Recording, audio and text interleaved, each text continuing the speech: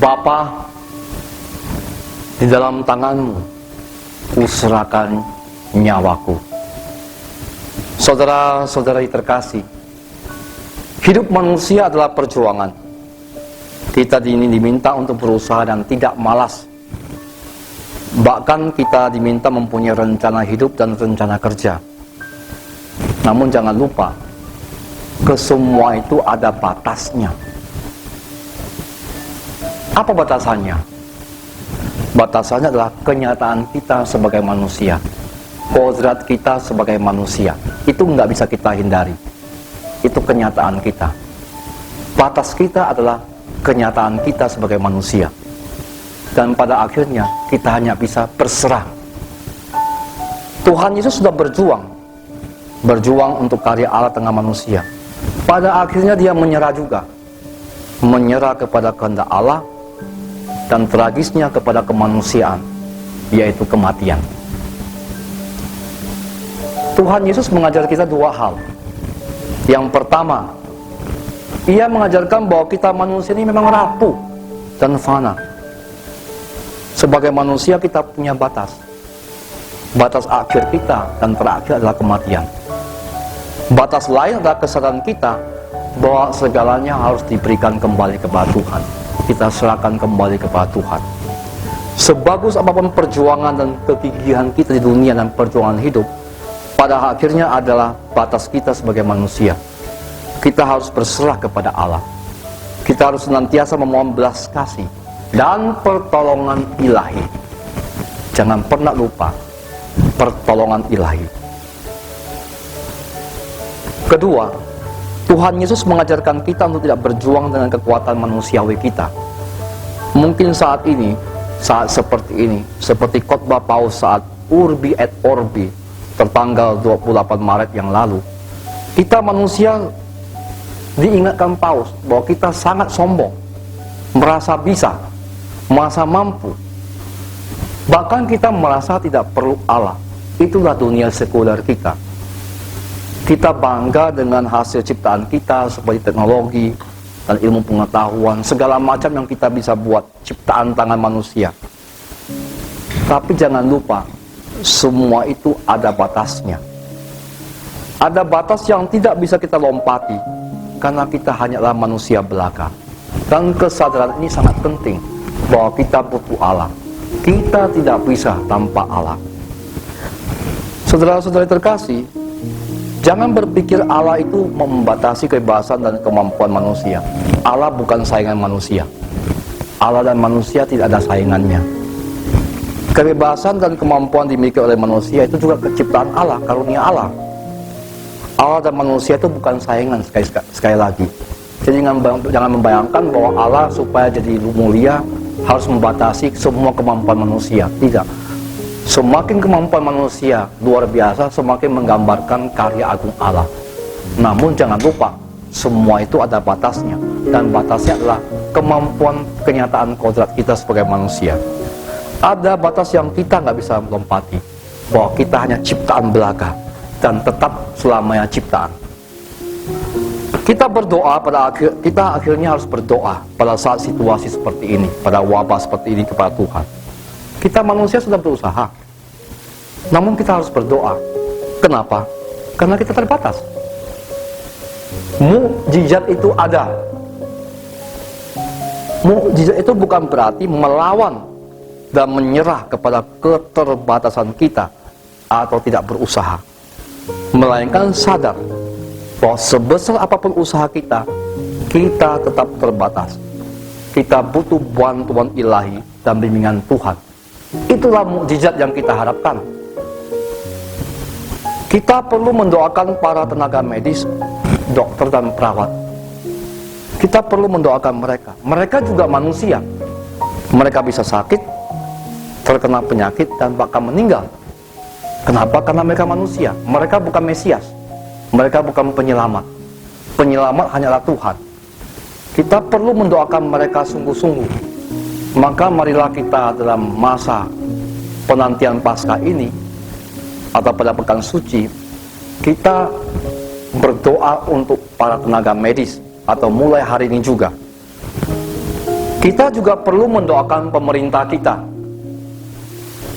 Tidak ada keputusan yang sempurna dan bisa menyelesaikan segala. Sekali lagi, tidak ada keputusan manapun yang sempurna dan bisa menyelesaikan segala. Kenapa? Karena pemerintah juga manusia. Pemerintah juga terbatas. Maka kita perlu memberikan mereka masukan. Namun, kita juga harus sadar, mereka juga terbatas. Kita nggak bisa mengharapkan pemerintah bisa menyelesaikan semua ini, enggak. Kita berdoa pemerintah bisa menyelesaikan semua. Itu lain. Kalau kita berharap pemerintah bisa menyelesaikan semua, kita mimpi. Tetapi kalau kita berdoa pemerintah bisa menyelesaikan semua, itu jadi beda. Karena Tuhan hadir. Maka kita perlu mendoakan pemerintah kita. Yang terpenting saat ini, selain kita menyapa sama kita yang terkena, membantu mereka supaya disebut terberkati, yang paling penting saat ini juga berdoa. Kita berdoa untuk para pasien yang terkena wabah COVID-19, mereka yang berjuang hidup mati untuk membantu dengan kemampuan dan keahlian medis mereka, dan pemerintah kita dan keluarga mereka yang terkena akibat krisis ini. Mereka kita perdoakan, terutama para saudara-saudara kita yang terkena wabah ini. Kita menyerahkan kepada Tuhan mereka itu dalam usaha pengobatan mereka. Kita harus menyerahkan dalam doa. Mereka perlu didoakan supaya mukjizat Tuhan turun atas mereka. Sebesar apapun usaha, siapapun juga, kita tetap manusia dan selalu ada batas. Maka kita tidak bisa lupa berdoa. Maka usaha saat ini adalah berdoa juga dan menyerahkan diri, karena kita tahu diri akan keterbatasan kita, seperti Tuhan Yesus. Bapa, dalam tangan-Mu kuserahkan hidupku. Amin.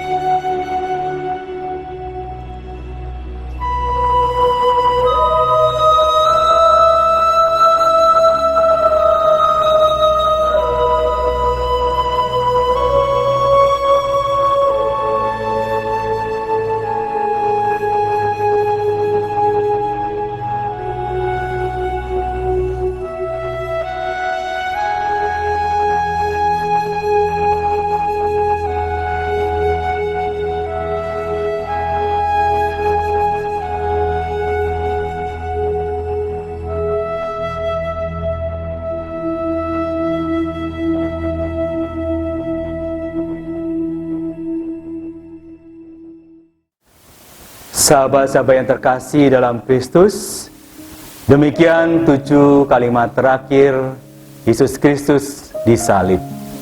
Terima kasih telah bersama-sama dengan kita Rumah Santo Dominikus menyaksikan, merenungkan kisah sengsara dan juga kata terakhir Yesus Kristus.